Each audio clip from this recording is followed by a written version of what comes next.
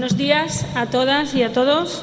En primer lugar, creo que de los grandes retos que tenemos es el mirar los nuevos escenarios, mirar la globalización, los comportamientos que hay que eliminar, a un movimiento de foco comunitario que yo creo que es muy interesante, el foco comunitario, el foco sociológico, el foco sociométrico, el foco que hace interpretaciones sobre cómo las violencias generales, la violencia de los adultos o la violencia de la sociedad termina convirtiéndose también en violencia en la escuela, pero que en alguna medida ahí hay un nivel de análisis que es un nivel de análisis en donde uno al final se pregunta, bueno, ¿y qué se puede hacer concretamente? ¿Quién tiene que cambiar? ¿Y qué organismos tendrían que intervenir y tal? Ese foco comunitario, a mi modo de ver, también difumina un poco lo que hay que hacer, ¿no? Después, el último, el foco ecológico, que es donde me ubico, yo creo que es una mirada diferente, ¿no? Es una mirada en la que no se diluye las distintas naturalezas de los distintos fenómenos que ocurren. Es decir, cuando un niño maltrata a otro y está maltratándolo de manera pertinaz durante un cierto tiempo y a ese niño maltratado, a esa víctima, le suceden cosas y al agresor también le suceden cosas y ambas son digamos, procesos que hay que modificar, etcétera. Esto sucede a un nivel interpersonal, pero hay otro nivel, que es el nivel de lo que sucede en la propia escuela, del de la escuela, de cómo son allí los valores, cómo se hace la disciplina, etcétera. Pero también hay otros elementos al lado, que es cómo funciona la familia y qué relación tiene la familia con el sistema social en general. Es una familia de clase media, de clase alta, tienen bastante para vivir, es una familia que ya vive de forma muy miserable, que tiene otros problemas. Bien, este modelo ecológico observa todos los fenómenos y trata de no eludir ninguno y trata de hacer comprensiones en donde a distintos niveles unos fenómenos sean comprensibles, se puedan comprender en base a lo que sucede en los otros escenarios, pero a su vez no se, digamos, evite ninguna responsabilidad y tampoco se culpe a nadie. Es el modelo ecológico, ¿no? En Europa estos modelos son los modelos whole policy o de política global, que no significan grandes enunciados, sino hacer determinadas intervenciones a partir de una mirada más general, ¿no? Yo creo que la palabra convivencia, y a partir de ahora me voy a referir a la palabra convivencia, es la mejor oferta que la comunidad científica, la comunidad educativa de habla hispana, y ahora digo de habla hispana y no digo española, porque encuentro estas referencias más en el origen, en Latinoamérica incluso, que en España, pero también los encuentro en España. Es la palabra convivencia. La whole policy, las buenas whole policy se definen bien con el concepto convivencia.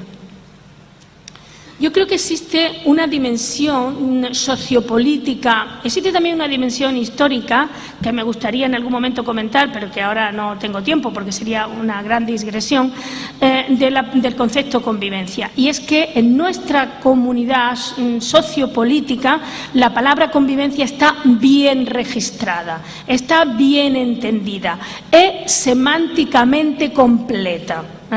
Y esto es así, lo encontramos tanto en las grandes declaraciones, por ejemplo, está en la Constitución española, en su preámbulo, y puedo imaginar incluso por qué, y está en las palabras de la presidenta Bachelet, ¿no?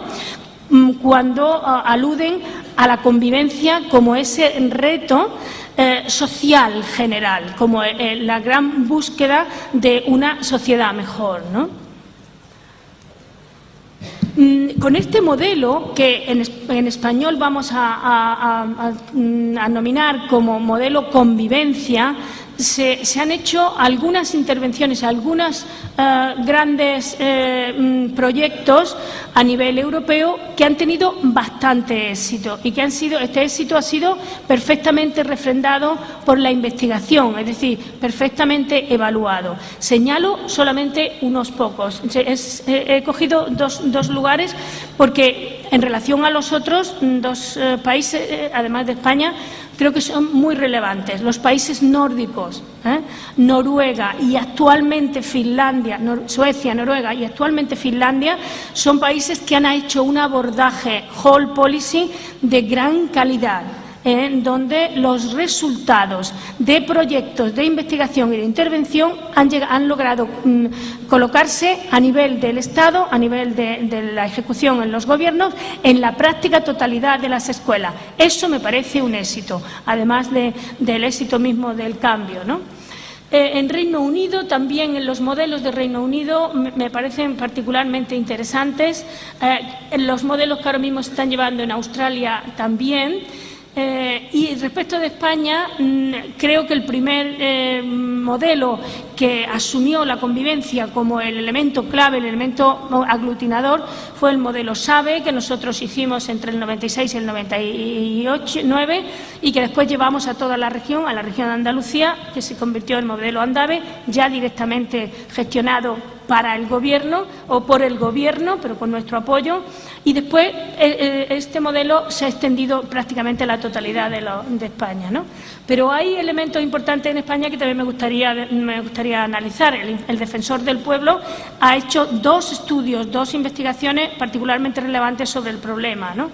Y los programas de convivencia y educación para la ciudadanía del Ministerio y de las comunidades autónomas. Bien, hoy día en las 17 comunidades autónomas de España hay en cada gobierno, en cada consejería de educación, un programa de convivencia, casi siempre con la palabra convivencia, organizado en distintos niveles y que es un programa que se ejecuta ya en las escuelas, ¿no? Bien, el concepto convivencia. Yo entiendo, y por eso os digo que me coloco en la posición de ser psicóloga. A partir de ahí mi mirada es una mirada psicológica. Cuando hago incursiones hacia lo sociológico o hacia lo sociopolítico son simplemente puntos de apoyo que busco. Yo tengo una mirada psicológica. Para mí la convivencia es la acción o la actividad o el fenómeno de vivir con otros, de compartir actividad. Señalo la palabra actividad, me resulta importante. La gente se junta para hacer algo. Uno está con otro y haciendo algo, y para que le dé sentido estar con otro, ¿no? Y el diálogo, bajo un entramado de normas y de convenciones de respeto mutuo, comprensión, reciprocidad, ética. Es decir, para mí la convivencia tiene una connotación positiva y no tiene una connotación negativa. La convivencia es lo contrario de una relación violenta. La convivencia es lo contrario de la violencia. Por eso, cuando se dice que la violencia está en la convivencia, yo preferiría dejar la convivencia en ese papel, en esa connotación positiva que creo que tiene. Pero hay una dimensión psicológica que me gustaría señalar y que me permite trabajar en convivencia, ¿no? Creo que hay una dimensión cognitiva importantísima. En la convivencia se produce la comprensión y el buen juicio sobre quién es uno y quién es el otro. No hay manera de comprender al otro si uno no convive con él, ¿no? Hay una dimensión emocional y afectiva. La convivencia exige aprender a ponerse literalmente en el lugar del otro. Toda esa dimensión psicoevolutiva de la capacidad de comprender al otro se puede ejecutar en las relaciones interpersonales que toda convivencia es.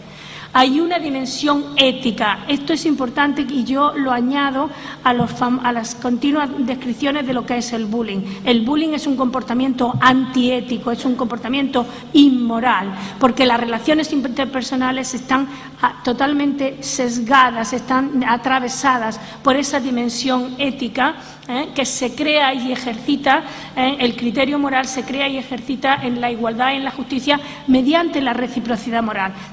Entiendo por reciprocidad moral a cualquier nivel que nadie sea injustamente tratado por otro, ni en términos amplios globales ni directamente en lo que pasa entre dos niños preescolares.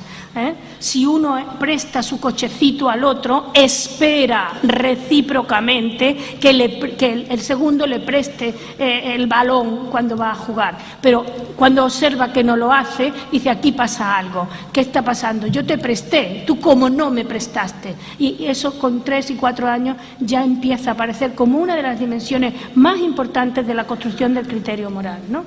Actitudes y conductas prosociales, yo digo, son bienvenidas. Es bienvenido que algunos individuos crean y ejerciten verdaderos actos de heroísmo, de ayuda al otro por encima de la reciprocidad moral, de una enorme entrega. Creo que son bienvenidos, pero no necesariamente exigidos. Se trata de ser buena persona, se trata de tener un buen criterio moral y ejecutarlo. No se trata de hacer héroes. A veces la escuela está llena de grandes palabras que de todas maneras no se cumplen. Por eso creo que hay que ser humilde.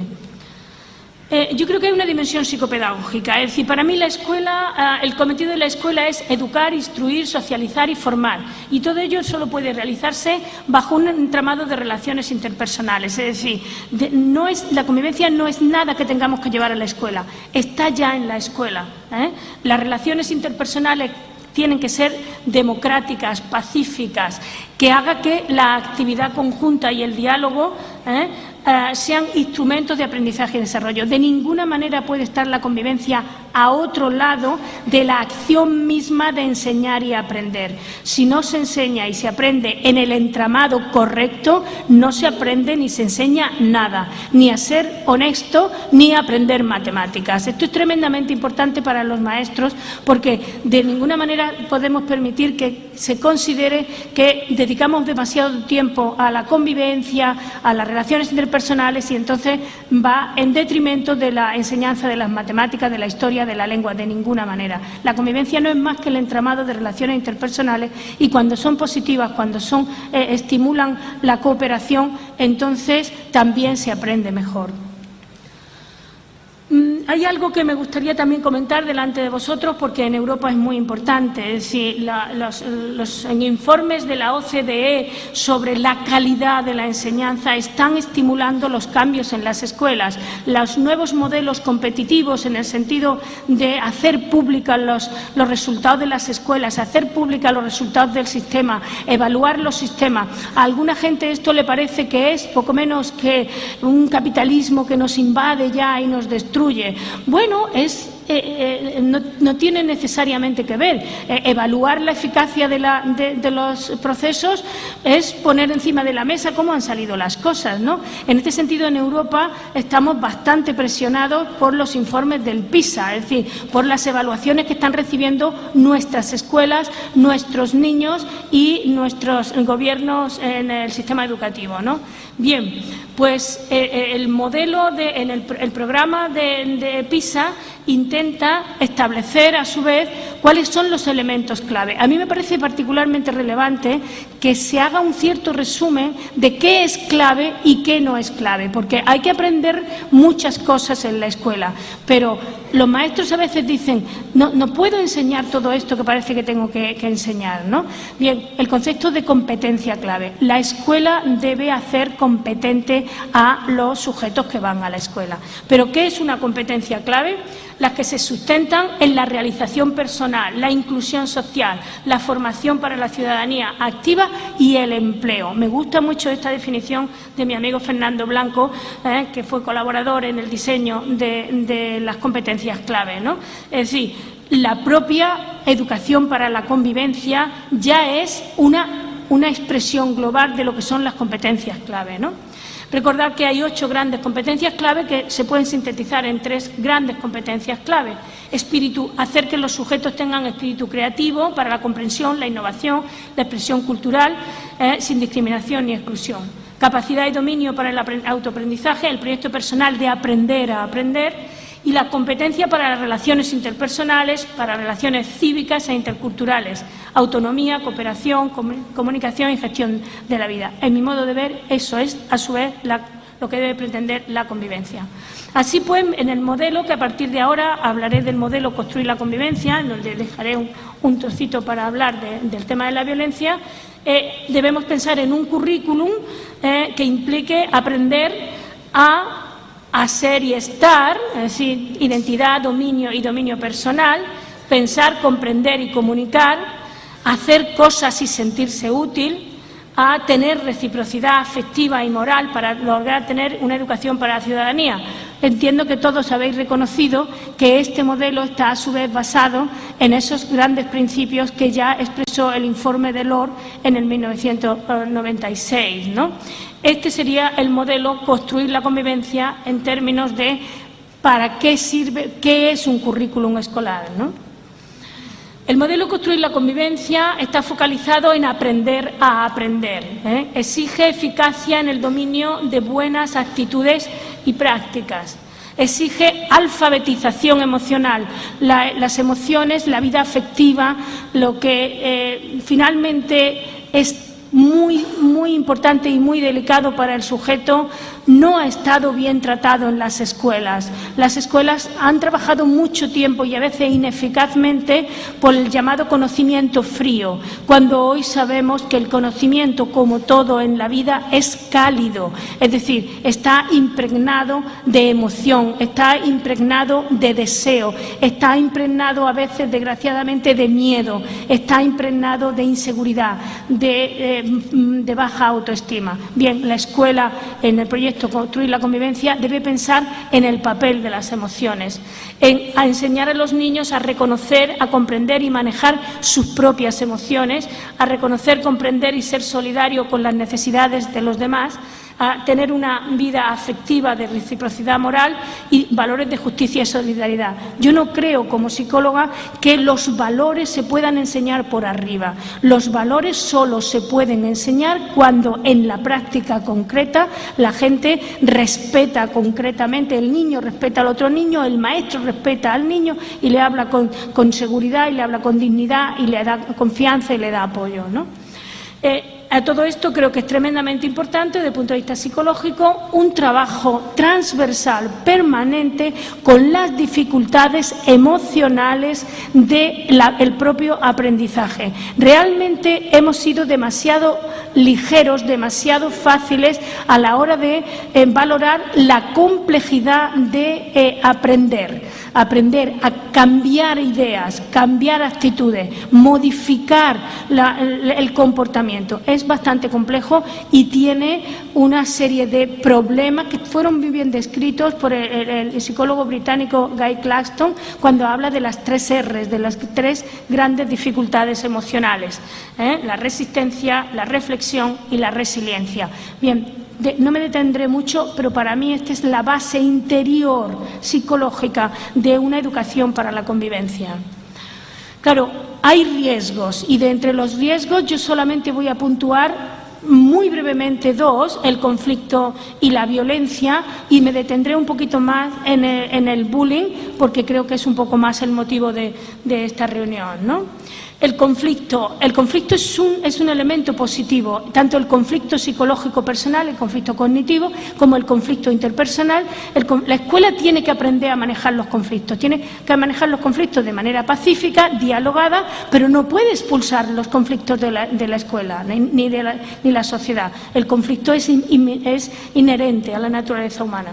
Lo que ya no es inherente es el uso violento, o sea, el manejo violento del conflicto. La violencia, el maltrato es algo más que una conducta agresiva puntual. Es el engendro del esquema dominio-sumisión que después hablaré un poquito más. Y finalmente el bullying es la forma concreta en que se ha establecido la violencia interpersonal en los iguales.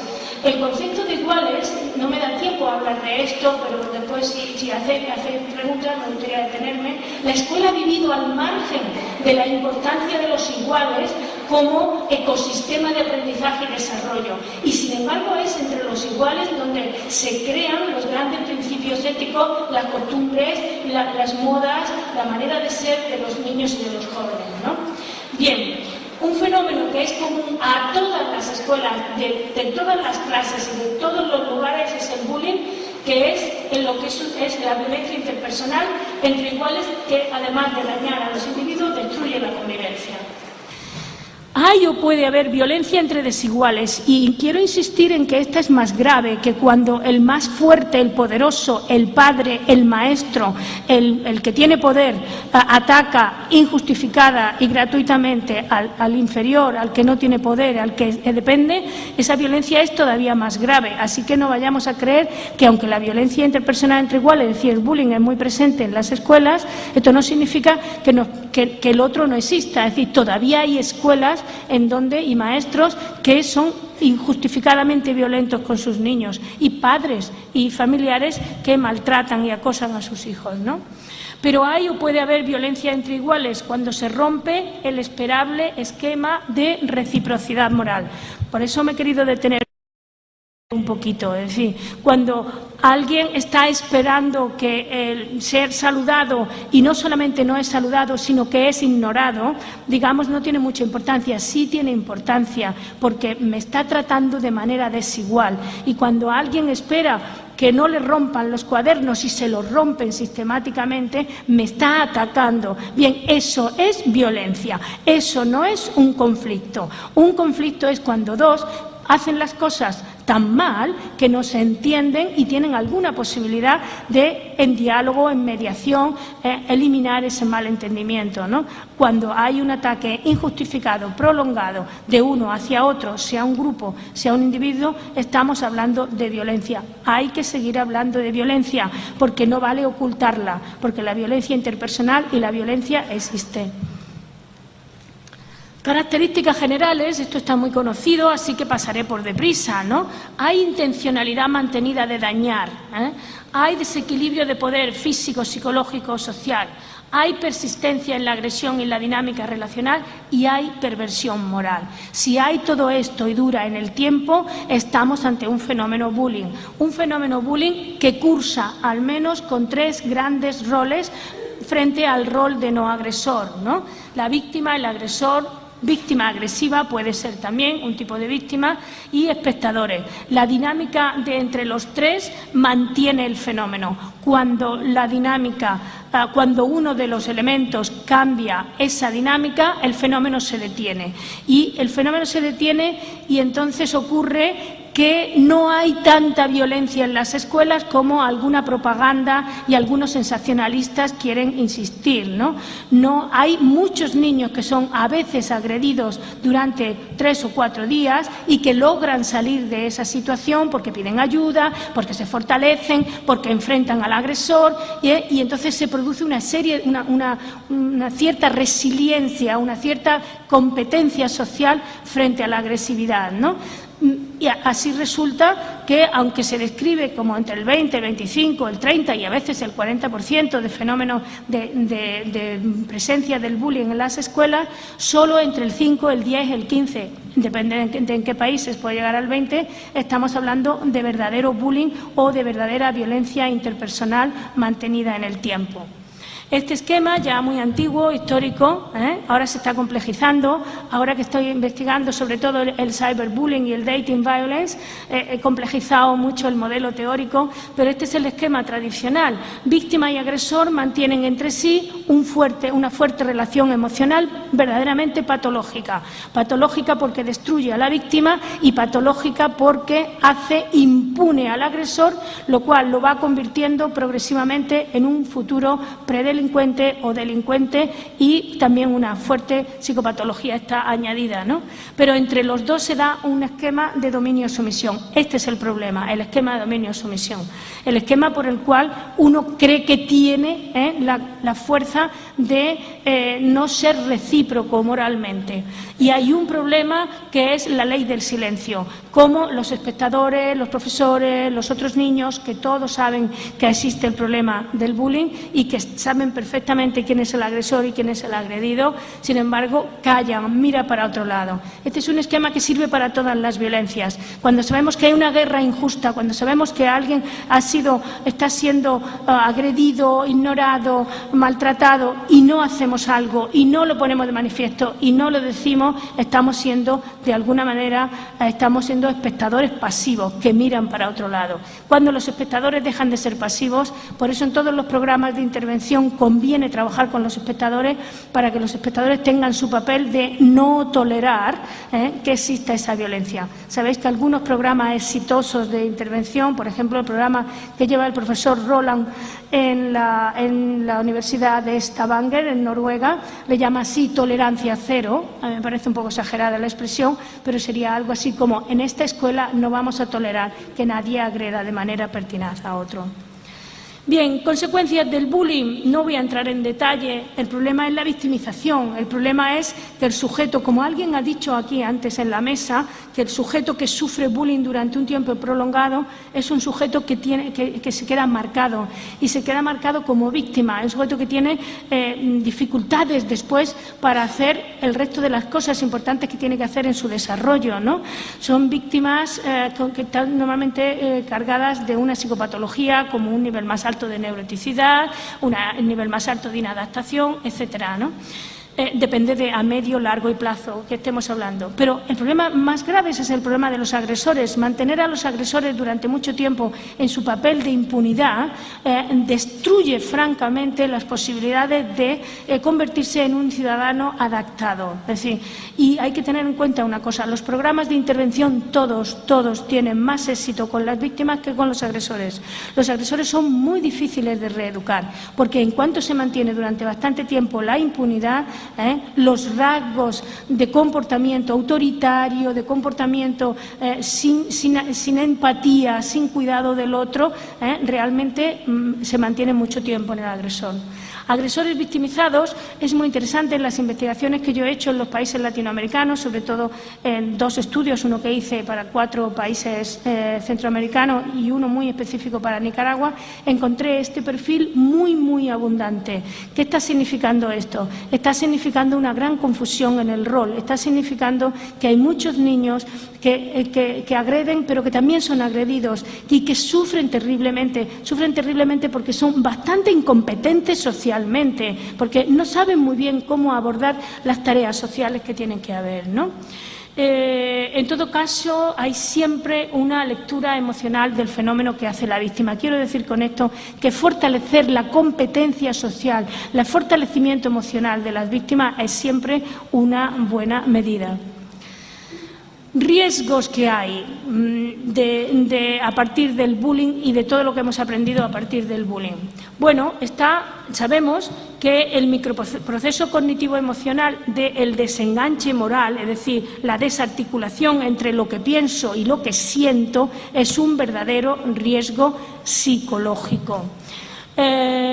Para los agresores que lo practican, este mecanismo es muy distinto. Tenemos investigaciones comparativas de niños españoles e italianos y sabemos perfectamente que el agresor es más frecuentemente que el resto un desconectado moralmente, ¿no? Hay otro riesgo, la desconexión personal.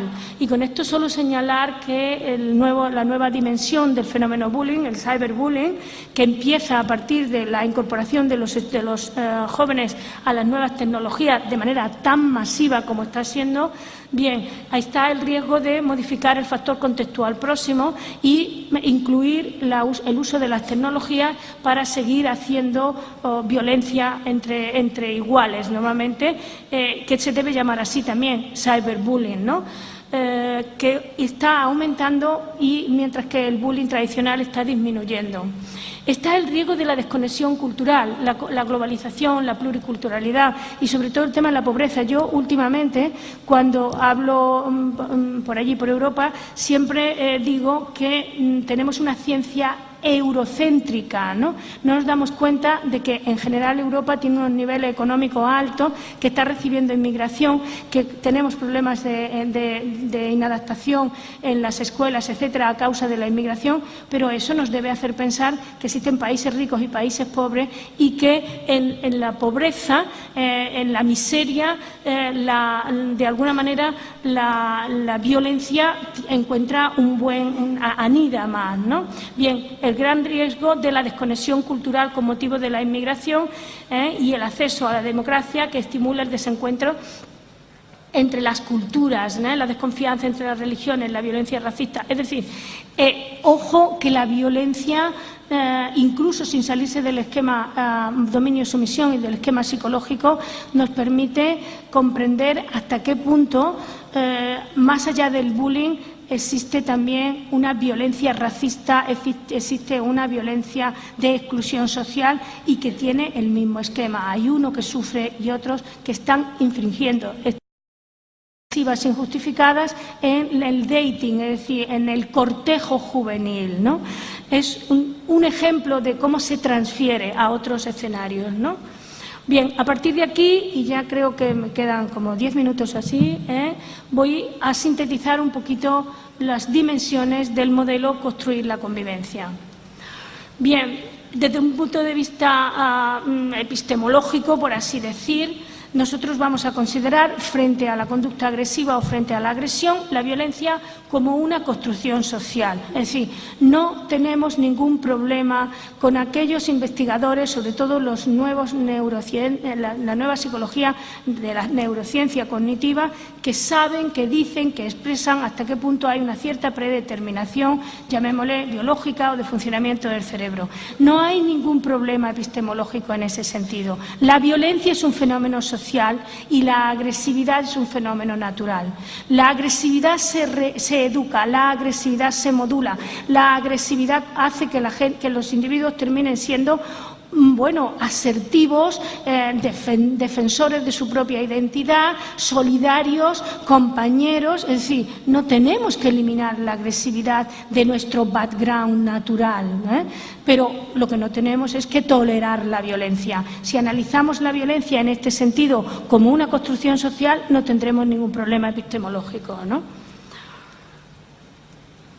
Hay que buscar un modelo biopsicosociológico, es decir, hay que asumir que todas las ciencias podrían estar al servicio de la comprensión en detalle del fenómeno del cual estamos hablando. No hay nada más tonto y desagradable que científicos de un lado, de otro lado, interventores, buenos prácticos, médicos, que cada uno quiera tener la sabiduría total. Hay que asumir que para comprender bien cómo es el ser humano, cómo funciona y cómo son sus instituciones y sus escenarios, hay que asumir que todas las ciencias son válidas siempre que aprendan a hablar entre sí y se den la mejor información que tienen al servicio de las mejores construcciones teóricas, ¿no? Así que buscamos un modelo biopsicosociológico que explique la vulnerabilidad, es decir, que explique que no todo va siempre bien, que no todo es perfecto, que cada uno de nosotros en cualquier escenario tiene elementos vulnerables y que la vulnerabilidad puede ser leída tanto desde el punto de vista sociopolítico, cuando los políticos deciden que lo que hay que hacer es atender a tales y cuales zonas, porque allí los problemas son tales. Por ejemplo, ayer estuve viendo la televisión y aparecía una discusión política sobre los mapuches y la nueva alternativa política que se había hecho, si era bueno o malo, si seguían siendo pobres pero con tierras y tal y cual. Es decir, ¿cuál es la vulnerabilidad y a qué nivel tenemos que analizar la vulnerabilidad? ¿A un nivel sociopolítico, a un nivel sociológico, a un nivel pedagógico, a un nivel psicológico? Con modelos teóricos que permitan comprender esa vulnerabilidad y la relación que hay entre esa vulnerabilidad y las condiciones específicas. Porque tan vulnerable es una víctima como un agresor. Y ese agresor, además, hará vulnerable a la sociedad. Me ha interesado mucho lo que le he escuchado al presidente de la UNESCO cuando dice: vamos a hacer un estudio que nos diga los costes. Es decir, si se hace un estudio que nos diga los costes, y lo hacen los economistas, que está perfecto que lo hagan, que lo digan de tal manera que en las escuelas lo entiendan, en los políticos lo entiendan, la psicología lo entienda, la sociología la entienda, para que no vaya por un lado la economía y por otro lado las necesidades de la gente. Es decir, estamos buscando ese modelo epistemológico, ¿no? modelo que permita hacer análisis de los sistemas educativos y de sus prácticas, del currículum y de la convivencia. Es decir, no se trata de seguir dando vueltas, antes éramos constructivistas, ahora no somos constructivistas. No, se trata de que las ciencias tienen que hacer su aporte para que la práctica, los prácticos y los que tienen responsabilidad sepan qué tienen que hacer, ¿no? En fin, se trata de la interdisciplinaridad científica y ecológica. Así pues, nuestra propuesta de construir la convivencia implica que se diseñen y que se hagan políticas educativas de mejora de la convivencia escolar. Cuando digo de mejora porque es que la convivencia escolar ya es positiva en sí misma, ¿no? Que focalicen la escuela como un ámbito institucional para la adquisición de valores sociales. Ojo, valores sociales no significa solo valores sociales, significa también, como hemos visto en el modelo que PISA propone, la competencia ejecutiva y la competencia real en lengua, historia, matemáticas. La escuela sigue siendo lo que ha sido siempre y debe seguir siendo. Estoy en contra de aquellos que quieren convertir a la escuela en un hospital, en un ambulatorio, en un consultorio psicológico. La escuela es un escenario público de progreso de los individuos y de los pueblos. Bien, no sé esto porque no anda. Es decir, la lucha contra la violencia unida al concepto tradicional de convivencia, porque convivencia es un concepto muy tradicional. Es un concepto muy tradicional que además emerge aquí en Latinoamérica. Emerge aquí en el diálogo positivo que algunos juristas españoles tuvieron con algunos grandes teóricos también en la época, quizás siniestra para otras cosas de la conquista, ¿no? ¿Esto no anda? Así que el basamento teórico del modelo Construir la Convivencia es asumir que existen antecedentes sociojurídicos del concepto convivencia. Eso nos da seguridad, eso nos permite saber que estamos en el buen sitio. Que existe un significado sociocultural de la expresión convivencia. En España se utiliza la palabra convivencia para cualquier reunión de un grupo de vecinos que viven en un edificio y que tienen que gestionar si funciona o no funciona el ascensor. Dice, y el primer argumento es, esto hay que arreglarlo porque tenemos que tener una buena convivencia. Es decir, está en la cultura de la gente, está en el vocabulario de la gente, ¿no? El significado psicoeducativo de convivencia, la convivencia como una buena práctica.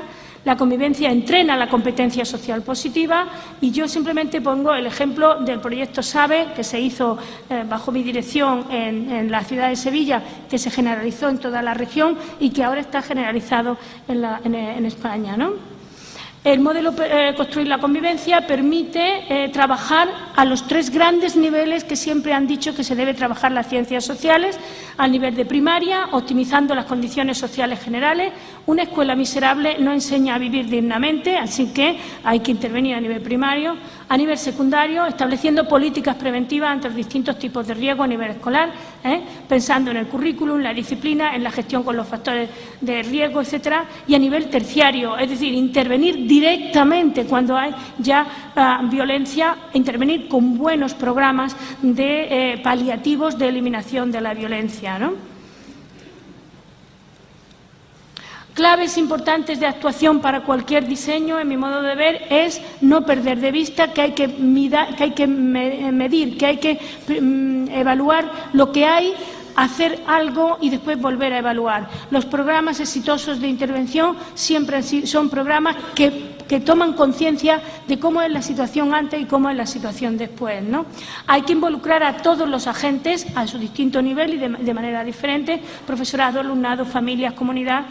Hay que repartir las competencias en un proyecto unitario, construir un proyecto unitario y repartir competencias. Hay que diversificar la intervención según el foco del problema.